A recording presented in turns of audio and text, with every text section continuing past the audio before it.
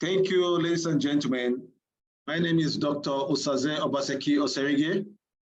Tonight, in continuation of our program that started some few days ago on disaster readiness and generally called Disaster Management and Certification Program, we want to welcome our guest that somehow, due to network, we couldn't get to hear him yesterday. Is Professor Edwin Iguisi. He's going to be talking to us about disaster management.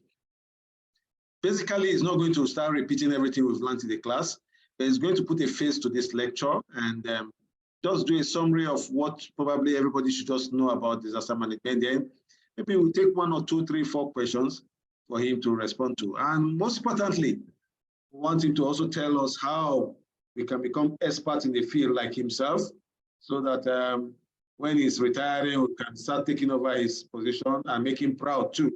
So thank you very much for your time, for your patience, for not being able to join the class yesterday, but today you've done so. Tell those that are not here that it is being recorded and they're going to get a copy. I want to hand over to our esteemed guest, Professor Edwin Iguisi. Thank you. Over to you, sir.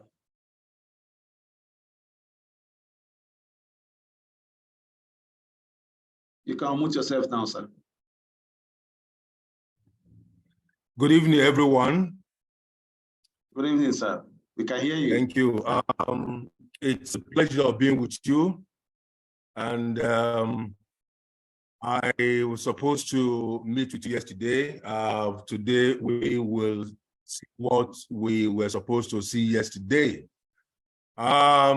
The first thing I would like to emphasize is the common misunderstanding between hazard and disaster. And I'm sure we all are already clear about the distinction between these two concepts. A hazard is not synonymous with a disaster. We know that a disaster is when a hazard impacts on a community and the community is so overwhelmed that the community don't have the resources to cope with that impact, for which the community will now have to call for external support to assist. So it means, therefore, that hazard is the cause of a disaster. So there are two different things. So it means there can't be a disaster without a hazard. And so what is a hazard? What we normally teach students is that a hazard itself is a phenomenon that is injurious to a community, a phenomenon that can create a catastrophe in the community. Sorry, I missed out my introduction. I think Dr. Sazer mentioned that before. My name is Professor Edwin Iguisi. I'm the Pioneer Director of the Center for Disaster Risk Management and Development Studies at Ahmadu Bello University in Zaria. I have worked extensively with the UNDP, the World Bank, the UNECA, the ECOWAS, and several other institutions in this country. I also worked very closely with NEMA when I was the director of the center. So back to the issue I was saying. So now, why are we concerned about disasters? Disasters can destroy a whole community. Disaster can destroy the livelihood of the people. Disaster can destroy the infrastructure that took several years to create. So we are concerned about disaster. Now, what is it that it has taken the front burner lately? Disasters are increasing in frequency and intensity lately because of 3 key reasons. One, you have the issue of climate change. That's a different thing we'll talk about maybe some other time. The climate change because of the increasing temperature, increasing rainfall. A lot of hazards are emanating from this issue of climate change. The second key issue that is making disasters to be more frequent is the way we use our environment, our land use, unwholesome land use practices. You know, we are not very careful how we use our environment, and as a consequence, you find that disasters are on the increase. And thirdly, the vulnerability of our communities. Our communities are highly vulnerable to all these hazard impacts. And so, if you have a disaster in your hand, how do you manage it? So that brings us to the issue of disaster risk management. And what we tell students, what we teach students in the university is that if we are concerned about reducing disaster risk in our community, there are three things we should know and do. And these are: one, we should know the nature of the hazard that we are dealing with. In other words, we should be able to assess the hazard that is impacting on that community. The second thing we should also know is the issue of vulnerability of the community. How vulnerable is the community? How exposed is the community? How susceptible is our community to this hazard? And thirdly, what capacity do we have in our community to manage this disaster? So let me take that again. Three key issues. One, we should know our hazard, which is basic. It's like when you go to the hospital and you're complaining of one problem or the other, and the doctor is not very sure. He asks you to go to the lab, go with your blood sample, urine sample, and from there they do some analysis, and that's what we call hazard analysis, hazard assessment. We want to know what the problem is, because we have the mind of solving that problem. So the second thing, like I said earlier, is that we want to know the vulnerability. How vulnerable, how susceptible the people are, the community are, how exposed they are. Maybe we'll come to that very soon later. Then, of course, the third one is the capacity. What do they have to handle this catastrophe? The French people call disaster catastrophe, and it has gone into popular English language, the catastrophe. So, in general, we manage disaster risk in two ways. We have a set of activities that we can do before the disaster impact, before the incident. And secondly, you have another set of activities we could do after the disaster incident.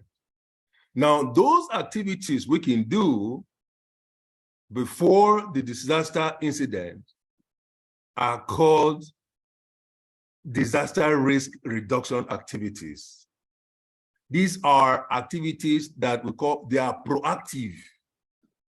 We do these activities with an attempt, with intention, with the mind to prevent, reduce, or mitigate the disaster impact. You can do this if you do these activities well enough.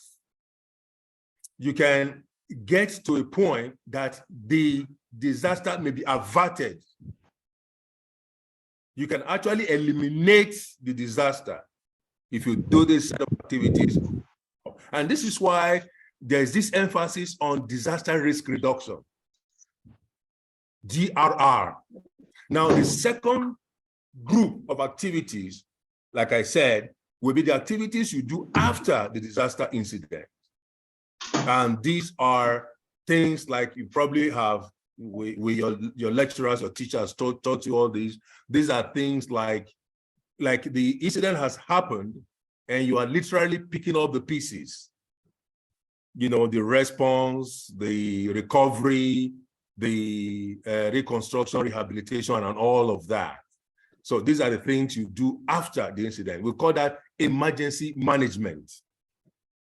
So disaster risk reduction, therefore, have these two key areas. And these are DRR and DM. DRR, disaster risk reduction, DM, disaster management. Collectively, together, we call that disaster risk reduction. And well, maybe some other time we'll talk more about all of this. Now, this brings us to the issue of the whole spectrum of managing disaster, which they call disaster management cycle, disaster risk, disaster management. So you can actually start, like I said earlier, you can start from prevention. One of the things I teach to them is that the hazard is coming to the community. You try to prevent it. There are some hazards you can prevent.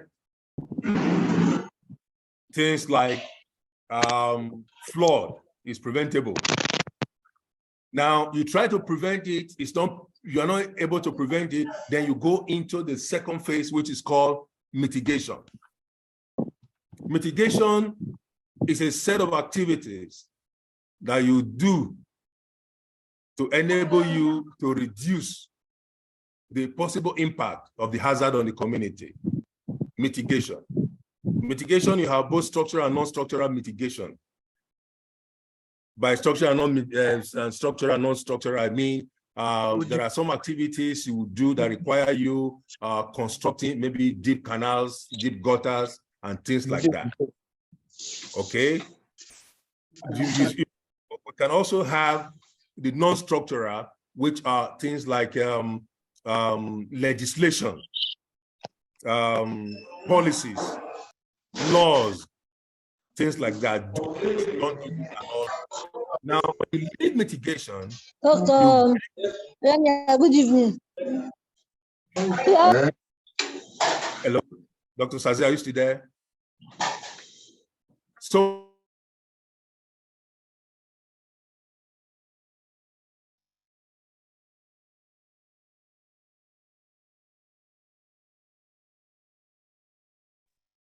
yes, you go to preparedness. Remember, I said you start with prevention. From prevention, you go to mitigation. From mitigation, you go to preparedness. Preparedness is you try to prevent it, it's not preventable. You try to reduce it, the impact is still very imminent. Then what you now do is that you go into the preparedness stage. Preparedness is putting all materials in place. All things you know you will require to put in place, you put them in place in case the incident still happens. Now you've done that and the incident happens. The next thing you now go to do is you go into the issue of response. That is the after the incident. The response is after the incident. You now go in there, and in the response phase, we are more concerned about lives. We are not concerned about properties for now. Lives, that's the response stage. Lives. Emergency response. We were trying to make sure if people are buried under the rubble, we want to bring them out. If there are emergency cases, you bring the medics, paramedics to handle all these things. Now, after the response phase, you go into recovery. Recovery is when you now try to pick up the pieces for the community, see how you can bring back some livelihood, some infrastructure and all of that. Then, of course, you now go to rehabilitation and reconstruction, rebuilding this, building that, broken down bridges, hospitals, clinics, schools that were knocked down. You start to bring them, build some temporary shelters, which they call IDP camps and all of that. So that's what they call the disaster management cycle, and it is complete. Now, let me say a little bit about this issue of preparedness, which is very, very key. Like I was saying, that if you do it well, you will not get into a disaster. Now, when you're talking about preparedness, there are a lot of things we can do. One, as simple as public enlightenment is part of the preparedness. preparedness, mitigation, and things like that. And you're talking about development of plans, contingency planning. And you're talking about procurement of essential, both food and non-food items, things that are essential for the emergency phase, in case the emergency phase comes up. You know, as simple as the bandages, the iodine, the all the kind of medications. And of course, the issue of blankets and buckets and lanterns and all sorts of things you require after the incident has occurred. So it's important that we know some of these things. And again, you find out that there is, from my own experience, there is this aspect we call early warning system. Early warning system appears to be key in your preparedness.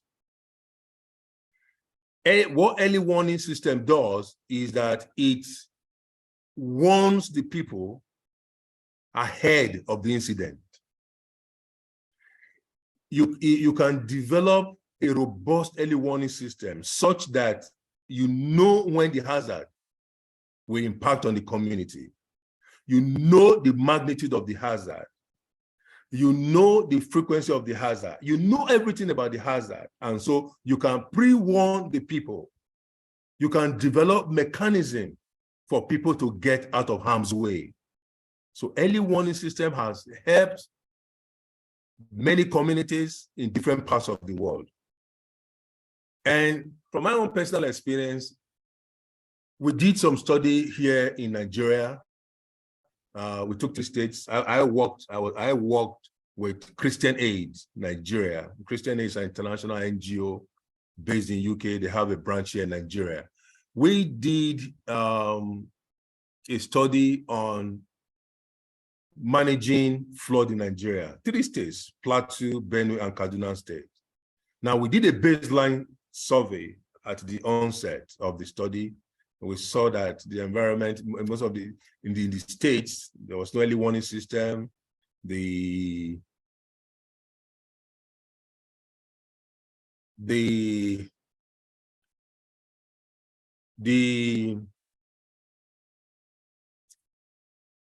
Sorry, I'm responding to somebody's action here.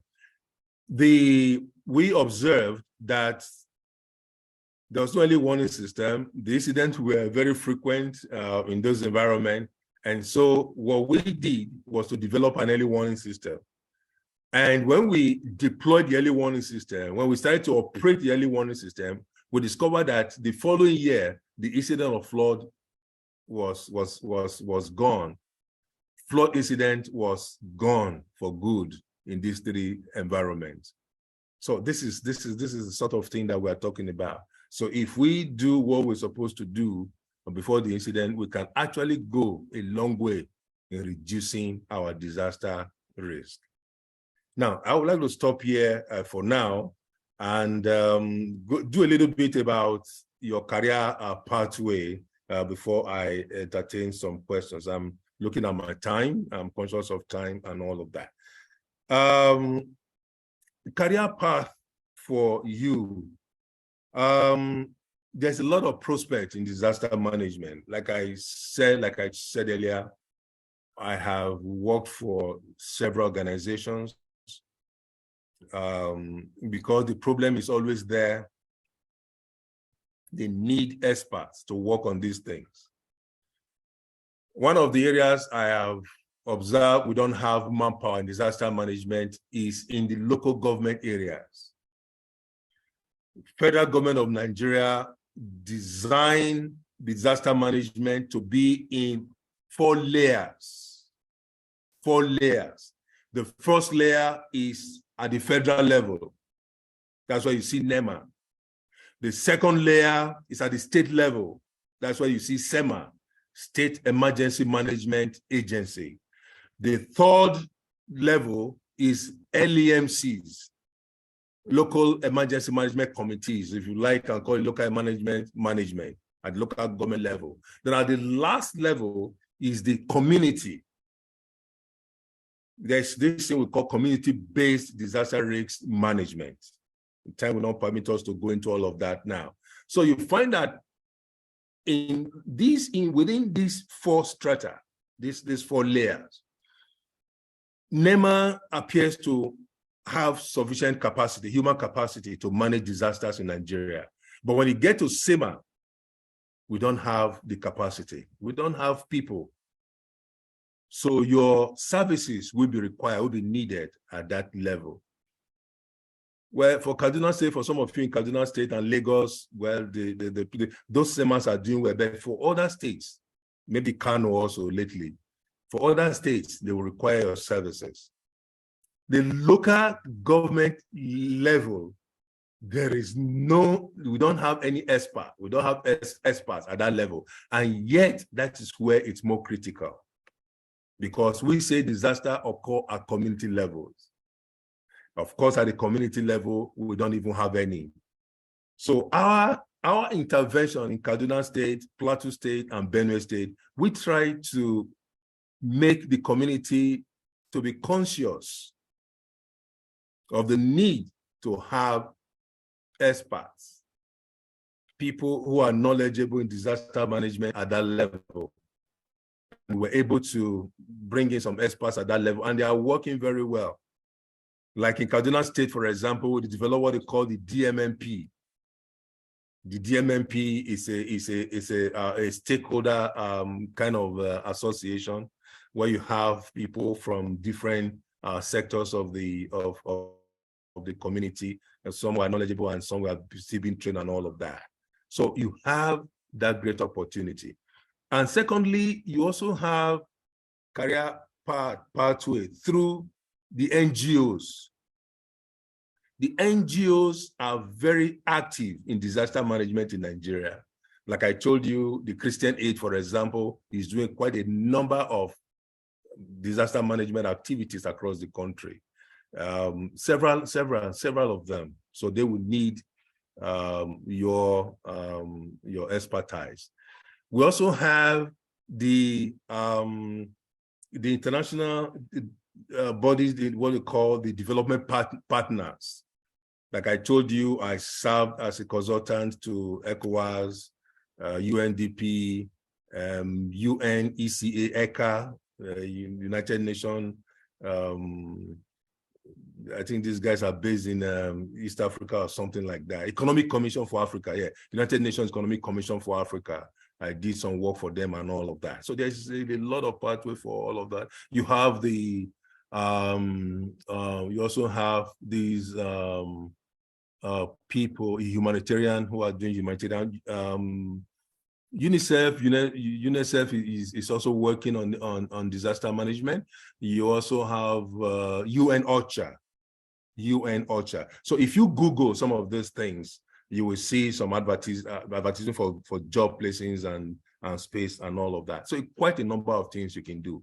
But again, let me also throw a little bit of caution and advice here. I want to congratulate you for the certificates you were awarded yesterday and some will be awarded today. But it should go beyond that. You should try and go beyond that. Here at the Ahmadu Bello University in Zaria, we run postgraduate diploma programs in disaster management. We also run a master's degree program in disaster management, and we also run a PhD program in disaster management. Well, I'm not saying you should get as far as a PhD, but if you can get a postgraduate diploma so that you stay competitive, because when you start throwing your applications, in particularly to these development partners, UNDP, UN OCHA, UNICEF, they will want something like, a postgraduate diploma, in disaster management. ABU is not the only place we can do this. There are several, but you have 5 centers across the country representing, 6 centers in 6 geopolitical zones in the country. I know University of Ibadan is also running it for the Southwest. University of Port Harcourt is running it for the South. University of Nigeria, Enugu campus, UNECA, is running it for the Southeast. Ahmadu Bello University Zaria is running it for the you call it the Northwest. Federal University of Technology, Mina, is running for the North Central, while University of Maiduguri is running it for the Northeast Nigeria. Thank you so much. Because of time factor, let me stop here in case we have questions so that we can have sufficient time to go through a couple of questions. Thank you very much for listening. Thank you very, very much, the professor himself. You can all see for yourself that what it took 3 days to run through in the class was done in less than 1 hour. So it shows the level of expertise that we've come to meet. Without taking so much of our time, I want to take questions from just 5 persons. Some hands are raised already. If your hand is raised, I'm going to lower it down. So I will be lowering all the hands that are raised now. Once your hand is raised now, I will not call you to ask your question, except those people that raise their hands after I call for raising up of hands. So if your hand is raised, you will not ask any question. You will not be called to ask a question. And you can also type your question in the comment section. Yeah. If you raise your hand, I will not call you. You have to wait for the command to raise your hand. Then you can raise your hand. When I say raise your hand, it's not yet time. Okay, ladies and gentlemen.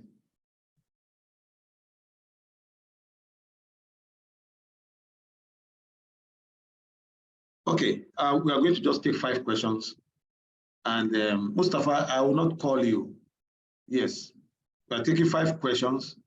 And from those people that will raise their hands right now, I just need 5 persons to raise their hand. Please don't repeat any question.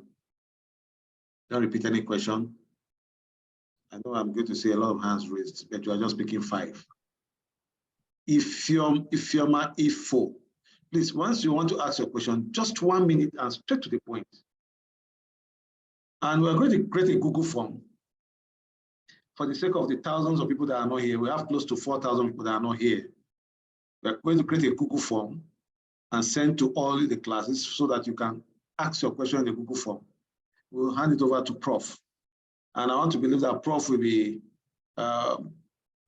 fully involved, though I'm here to discuss that with him, but I want to believe that he'll be very happy to know that we're also going to form a group of volunteers from this training and subsequent training we'll be having. So don't worry if your question is not answered here or if you cannot ask your question. Okay, Ifeoma, I4, please. Fast, over to you. Ifeoma, you raise your hand, but you're not saying anything. Unmute yourself. All right, good evening, everyone. Good evening, sir. Good evening. Okay, I want to know if tonight's class is being recorded for the benefit of those that could not join. Sure, okay. Sure, it's being recorded. Okay. Thank you. Okay, okay, thank you, sir. Okay. Okoro for Alexander.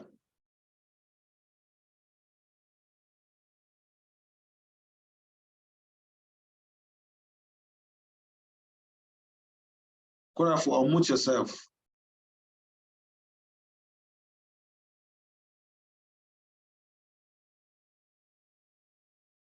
Okay, I think Okorafor is not ready for us. Uzairu Dauda.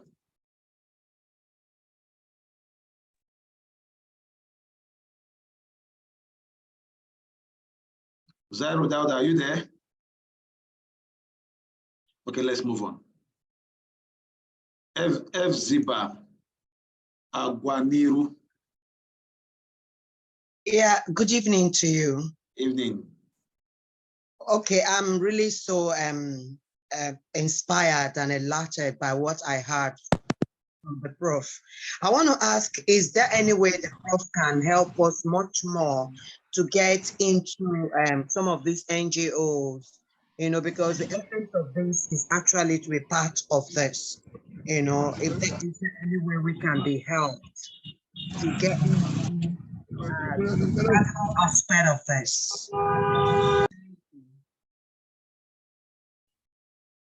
Hello, sir. Okay, over Yes. to you. Okay. Yes. Are you hearing me, Doc? Yeah, go ahead. Yeah. Yes, we can.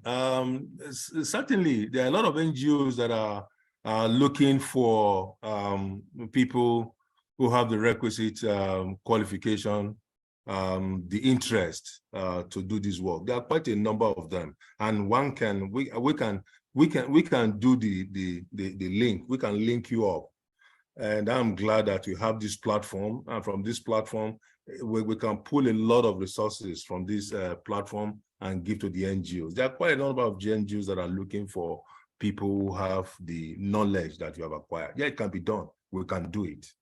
Thank you. Thank you so much, Okay. sir. Thank you, Professor, for that sharing news. As we can hear, we all have something to look forward to. It's not just all talk and talk. What I like about this program is that we are going to swing into action as soon as possible. And good enough, he mentioned the local government and the communities where our services will be needed. And I'm sure we are going to have everybody, our hands full, doing a lot of things. And one thing we are going to ask Prof for is to give us the professional advice in departmentalizing our activities into preparedness and all the other sections so that we have people divided into these different sections. So you specialize in a specific area, and it makes it easy for you to actually get hooked up by some of these NGOs and others. And one more thing I want to add here is that we'll be doing a seminar very soon for you on how you can actually get a job with United Nations or United Nations volunteers.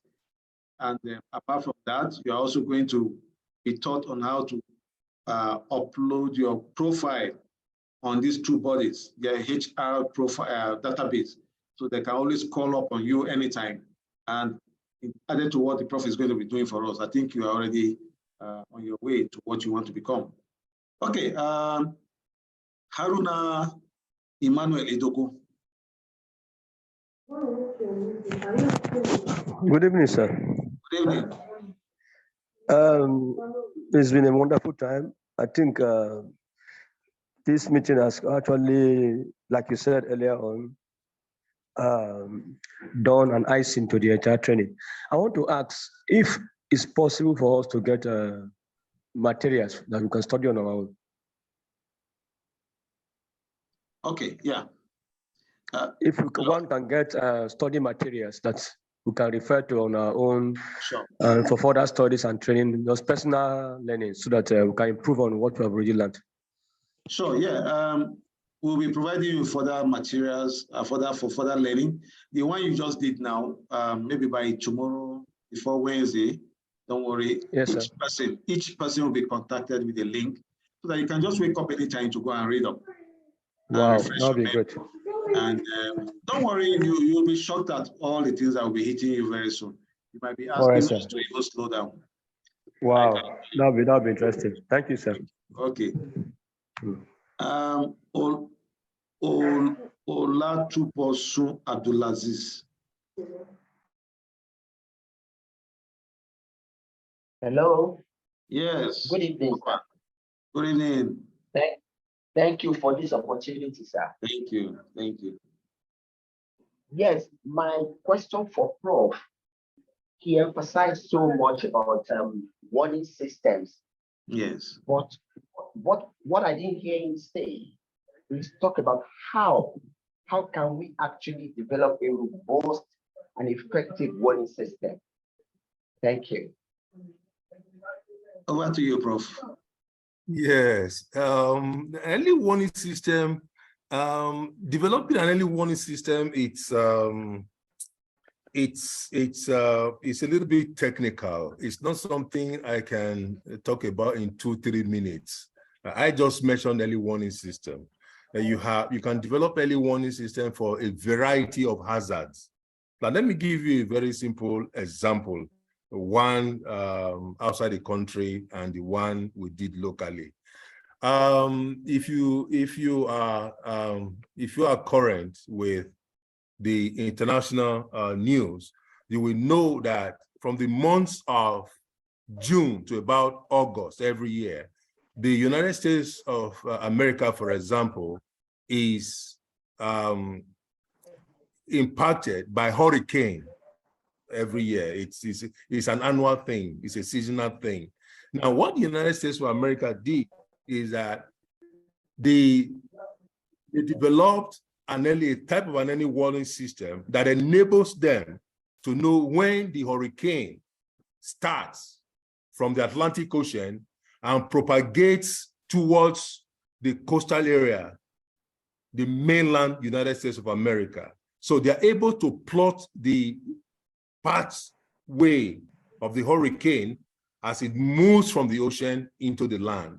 And so they're able to warn people who are likely to be impacted along that track to move out of harm's way, because you can't stop a hurricane, because this is a storm, is an atmospheric phenomenon.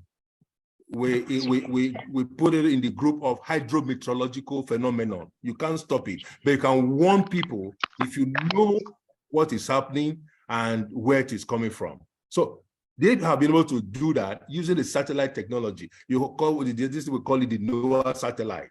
So the satellite is able to monitor the hurricane from the time it develops and through the whole path as it goes into the mainland. So that's a form of an early warning system that has worked for them. In Nigeria here, we also develop an early warning system for flood. Like I said, my experience with these 3 states of Kaduna, Benue, and Plateau State. What we did was to put some gauge, what we call a stream gauge, in some rivers that were notorious for this flood thing.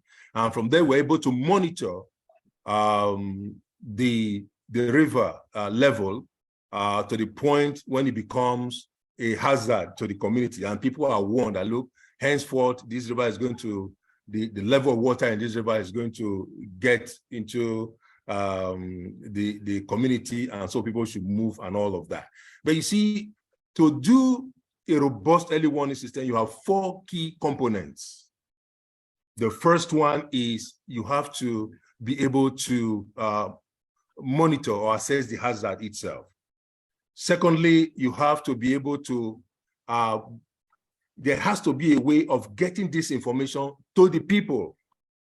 It's not enough, like I was talking about the NOAA satellite in the United States of America, for those who are doing atmospheric analysis and all of that, keep the information to themselves. No, you have to have a way of taking this information to the people who will put them together and let it become public, in the public domain, so that people can react. The third part of it is there must be a way of helping people to get out of harm's way. That's why the emergency management people come, people like you will now come in. The information gets to you that, look, in this environment, we're going to have this kind of catastrophe and people should move in. Then, of course, the last stage is when you tell people to move, where do they move to? I was in Benue State some time ago, part of this thing I was talking about, and we met some community people somewhere, I think what they call this place in Benue State, in Makurdi area. I just forgot about the name now. And they say, okay, fine. They see the river Benue at the beginning of when the river is coming up, and they are told to move, but nobody tells them where to move to, and where are the facilities, where are the materials to move, and all of that. So the early warning system, it's really a robust thing. It's highly technical, but if we have time, we can actually talk about it. These 4 components of early warning system, but time will not permit me to go through all of that now. What I've just done is to give you an example. Thank you very much. Thank you so much, Prof. In fact, from what you've done already and what you said already about early warning system, I think anyone that is really smart and sharp will be able to find a pathway into exactly what you end up saying at the end. It's just that, like you said, it's technical, so it must involve some technicality, which we are not ready for now. But thank you. In fact, listening to your own narration on early warning system, I can say exactly that, yes, I know better today. Okay, how many persons have I called? Let me just call 2 more to balance it up. Emmanuel Lepot.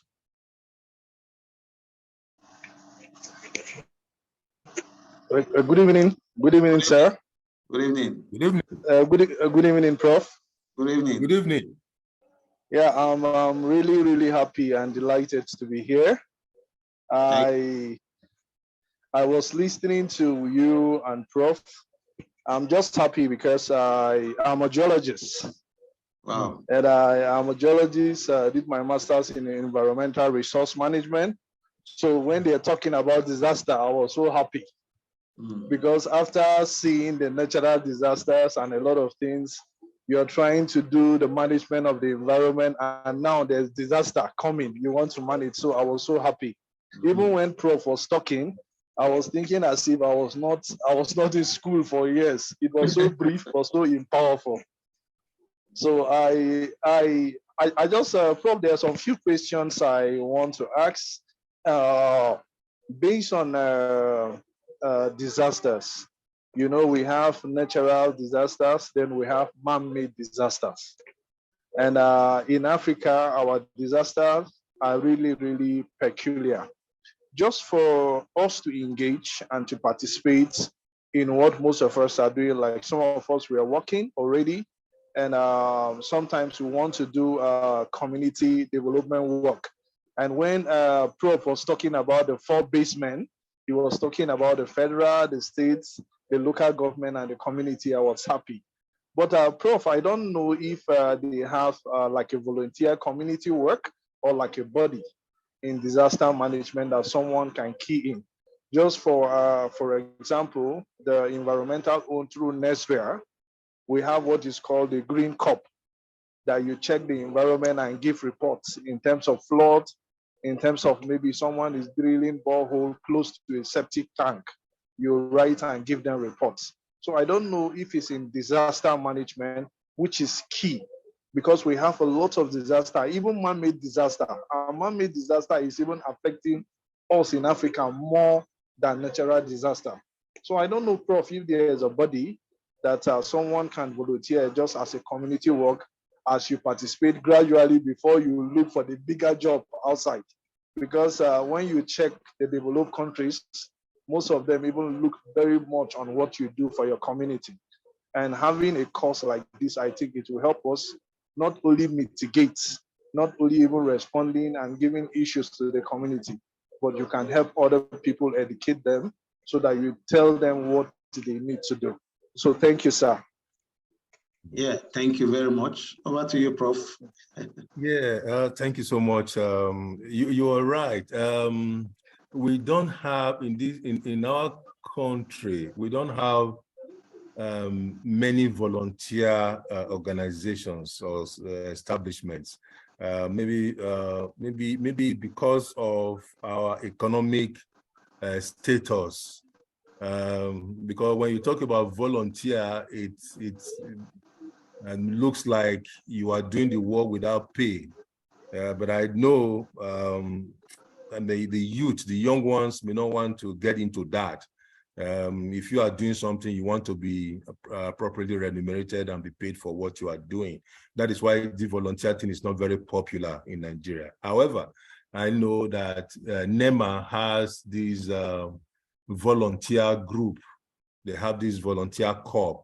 What they do is that every year you have, when the corps come, the National Youth Service Corps personnel come, they have these volunteer group. The NEMA have actually tried to sell this idea to the people, but it's not really working because, like they say, corps comes and corps goes. And it looks like it's only the corps that are working for NEMA that are into this volunteer corps thing like that. You see, we try to bring this volunteer thing into the 3 states we worked on, the Kaduna, Benue, and the Plateau thing. Like I said, we created this thing they call the DMMP and the the DMMP at the state level and the CDMMP at the local government level and the community level. And like I said, is a stakeholder, everybody who is interested in this thing. And people are working and they're not really getting paid, but people are happy doing this thing. So it is possible. Right now, there is no organization or maybe government organization or NGO that is actually spearheading this thing or managing these things. But we on our own, we can start the process.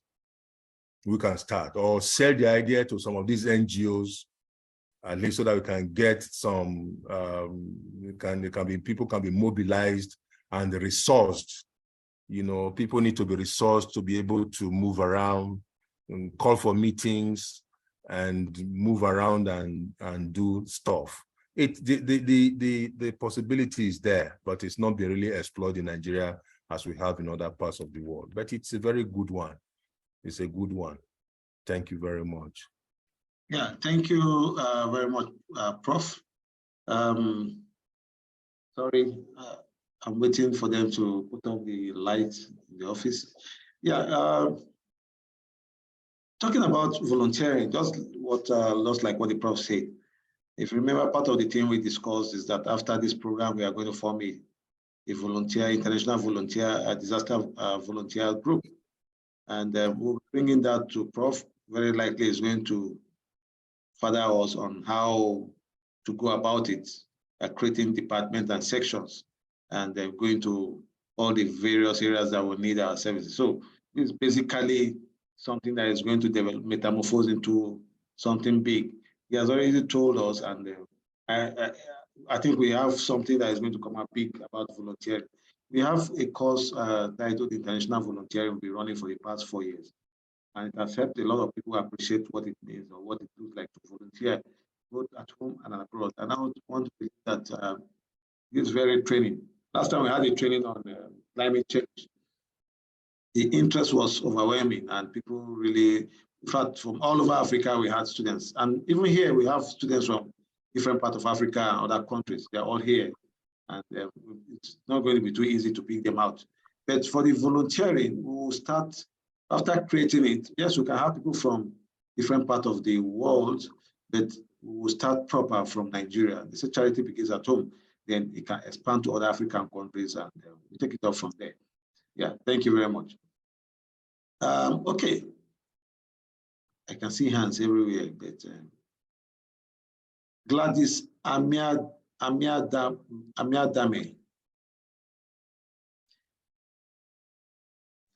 Thank you. Good evening, Prof. Good evening, Doc. Thank you. Good evening, everyone. Thank you for this insightful presentation. Like everyone has said, it really came home for me, especially us that have been playing around the development sector. I just want to have one clarification quickly. When you were talking about hazards, does pandemic, an outbreak of a pandemic, does it fall within the level of hazards? And if it does, given our precedents or experience with COVID-19 and the Ebola crisis, how do we kind of have a mitigating response should in case there could be another pandemic? Because I've had to listen to a particular video, not sure if how true it is, but there's this speculations of a possible pandemic that will be much global than COVID-19. And with pandemic, do we also have an early warning systems put in place for such response? Thank you, sir. Okay, over to you, Prof. Thank you. Yeah, thank you. Yes, we call that biological hazard. Pandemic, the biological hazard. Epidemics, of course, the pandemic is what we call the senior brother of epidemics. You know, when the COVID-19 came, I mean, it was total. I recall earlier when I defined disaster, so when the hazard impacts on the community, overwhelms the community, and the community don't have sufficient capacity to cope for which you have to call for external support and all of that. So that was what COVID-19 did to almost everybody. And people had to help across nations and all of that.